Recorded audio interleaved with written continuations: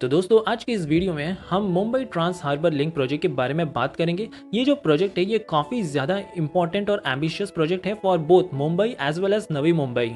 और एक बार इस प्रोजेक्ट का कंस्ट्रक्शन पूरी तरह से कंप्लीट हो जाने के बाद ये इंडिया का लॉन्गेस्ट ब्रिज बन जाएगा अबाउट सी।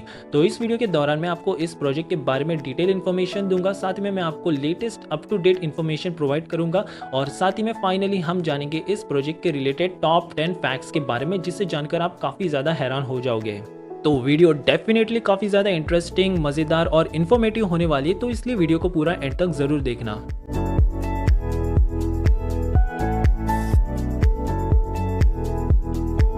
तो सबसे पहले बात करते हैं कि इस प्रोजेक्ट की कल्पना कब की गई थी। तो क्या आपको पता है कि ये जो प्रोजेक्ट है मुंबई ट्रांस हार्बर लिंक, इसकी कल्पना की गई थी इन 1960s और इस प्रोजेक्ट का एक्चुअल कंस्ट्रक्शन काम शुरू हुआ था इन 2018। तो अब यहाँ पर आप देख सकते हो कि ऑलमोस्ट 58 ईयर्स बाद इसकी कल्पना के बाद फाइनली इसका कंस्ट्रक्शन काम शुरू हुआ। It is such a massive delay. और वहीं अगर इस टाइप के प्रोजेक्ट चाइना में होते तो आई थिंक डेफिनेटली एक साल में तो इसका डीपीआर तैयार हो के जो इनिशियल कंस्ट्रक्शन स्टेजेस है वो भी शुरू हो जाते हैं। अब फाइनली यहाँ पर खबर आ रही है कि अक्टूबर 2022 तक इस प्रोजेक्ट का जो कंस्ट्रक्शन काम है वो पूरी तरह से कंप्लीट कर लिया जाएगा और इसे जल्द ही आम इंसान के लिए खोल दिया जाएगा। और ये खुद एकनाथ शिंदे जी ने कहा है। साथ में उन्होंने ये भी कहा कि एक बार ये प्रोजेक्ट बन जाने के बाद मुंबई, नवी मुंबई, पुणे और रायगढ़ में रहने वाले लोगों के लिए ये काफ़ी ज़्यादा बेनिफिशियल भी साबित होगा। तो अब बात कर लेते हैं इस प्रोजेक्ट के बारे में। तो सबसे पहले ये जो मुंबई ट्रांस हार्बर लिंक है ये मुंबई को नवी मुंबई से कनेक्ट करेगा। यहाँ पर मुंबई के सेवरी से लेकर नवी मुंबई के चिरले गांव, यानी कि आप कह सकते हो कि आसपास यहाँ पर नावा सेवा है, तो वहाँ पर इसकी कनेक्टिविटी होगी।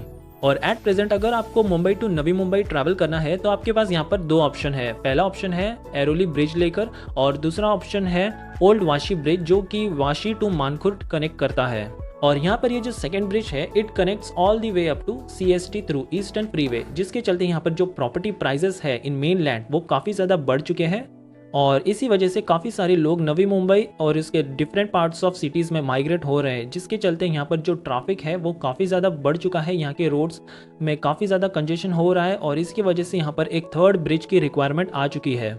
तो अब यहाँ पर finally Mumbai trans harbour link का कंस्ट्रक्शन वर्क 1.5 से 2 साल के भीतर कंप्लीट हो जाएगा और आम इंसान के लिए ये खोल दिया जाएगा।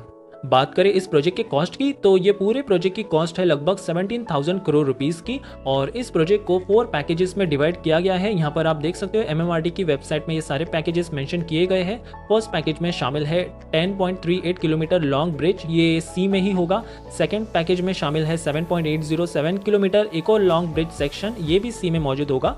थर्ड पैकेज में शामिल है 3.613 kilometre long viaduct. Now this portion will be on land and it will pass through viaducts. और फाइनली यहाँ पर आप देख सकते हो कि फोर्थ पैकेज में जो भी इंटेलिजेंट ट्रांसपोर्ट सिस्टम्स है including tolls and transport management systems, ये सारे इक्विपमेंट्स को यहाँ पर इंस्टॉल किए जाएंगे।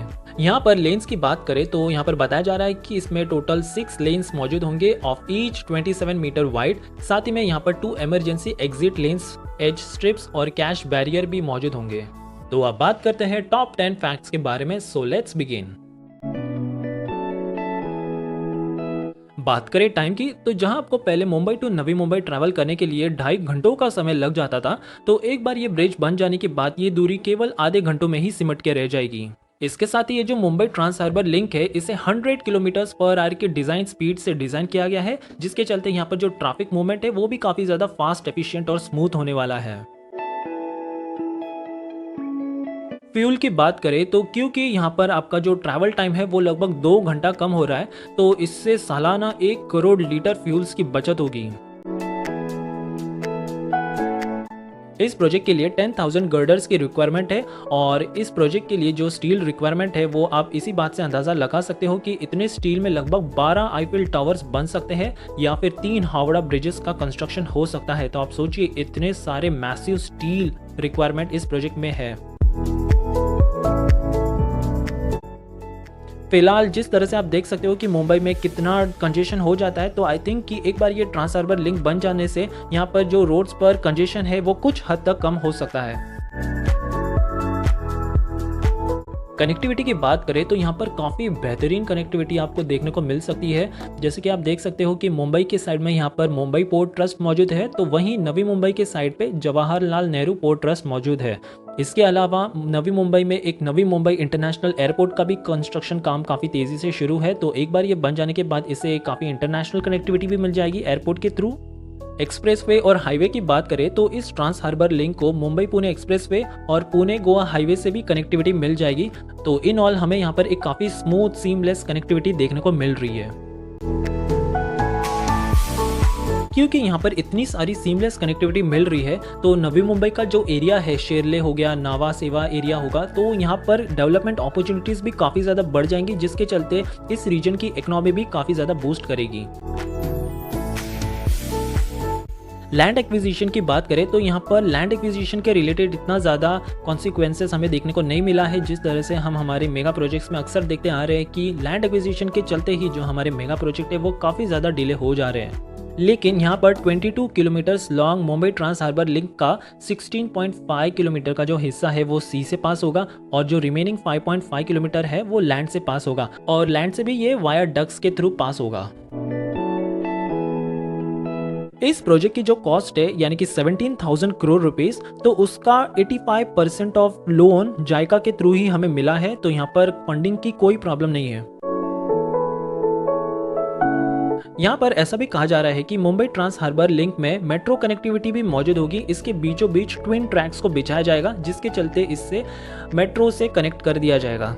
लेकिन इसके बारे में ज़्यादा इन्फॉर्मेशन निकल के नहीं आ रही है, तो this is quite susceptible information. इसके साथ ही इस ट्रांस हार्बर लिंक की जो लाइफ एक्सपेक्टेंसी है तो उसे 100 ईयर्स के लिए डिज़ाइन किया जा रहा है। दिसंबर 2020 के लेटेस्ट अपडेट्स को देखें तो हमें यहाँ पर पता चलेगा कि यहाँ पर लगभग 35% ऑफ वर्क और नावा सेवा ब्रिज कंप्लीट हो चुका है। एनवायरनमेंट के लिहाज से देखें तो ये प्रोजेक्ट काफ़ी ज़्यादा इंपॉर्टेंट है। फर्स्टली यहाँ पर जो स्ट्रेस लेवल इंड्यूस हो जाता था तो वो काफ़ी ज़्यादा कम हो जाएगा इन ड्राइवर्स। सेकेंडली यहाँ पर जो पॉल्यूशन है which was created because of this extra 2 hours of travelling, तो इसके चलते लगभग 25,680 ton of carbon dioxide emissions drastically decrease हो जाएगा एक बार ये बन जाने के बाद। और थर्डली ये जो 1 करोड़ लीटर पेट्रोल लग जाता था जिसे हमें इंपोर्ट करना पड़ता था, तो ये डिमांड भी कम हो जाएगी और जिसके चलते हम हमारे पैसे भी सेव कर लेंगे। तो ओवरऑल देखा जाए तो कनेक्टिविटी, एनवायरनमेंट, कॉस्ट और टाइम के लिहाज से ये एक परफेक्ट मेगा प्रोजेक्ट है फॉर मुंबई एंड नवी मुंबई। इसके साथ ही यहाँ पर एक काफ़ी इंपॉर्टेंट खबर भी निकल के आ रही है कि पैंडेमिक के चलते जो लॉकडाउन इंड्यूस किया गया था, तो उसके बावजूद भी इस प्रोजेक्ट में कोई भी मेजर इम्पैक्ट हमें देखने को नहीं मिला है। तो hopefully Mumbai trans harbour link project आपको आने वाले 1.5 से 2 सालों के भीतर तैयार मिल सकता है। यहाँ पर बता दें कि 2020 की शुरुआत में महाराष्ट्र की चीफ मिनिस्टर ने इसका फर्स्ट गर्डर को लॉन्च किया था और एक इंटरव्यू के दौरान उन्होंने कहा था कि ये जो प्रोजेक्ट है ये काफ़ी इंपॉर्टेंट प्रोजेक्ट है and he is actually feeling very happy regarding this project, क्योंकि इसका जो काम है वो शुरू हो चुका है and it is still going at a good pace. तो ये थी एक detail video regarding Mumbai trans harbour link. साथ ही में आपको इन फैक्ट्स के बारे में जानकर कैसा लगा मुझे कमेंट्स में ज़रूर बताना। सो दैट्स इट गाइस, अगर आपको वीडियो पसंद आई है then please hit that big fat like button. साथ ही में मेरे चैनल को सब्सक्राइब कीजिए। मिलेगी दोबारा एक न्यू फ्रेश वीडियो के साथ। Till then good bye and take care.